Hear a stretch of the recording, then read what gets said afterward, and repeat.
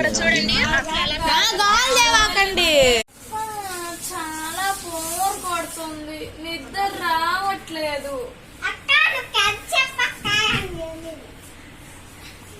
నాకు రాదు కథ చెప్పటం. ఇప్పుడు ఏం చేద్దాం? చెప్పండి. నాకు రాదు పిల్లలు, నాకు కథ చెప్పటం రాదు.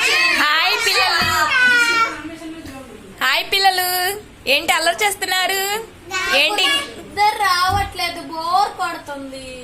అందుకనా ఇంతసేపు మెలకుగా ఉన్నారు? అయితే నేను మీ అందరికి ఒక మంచి కథ చెప్పనా? చెప్పు చెప్పు చెప్పు చెప్పు.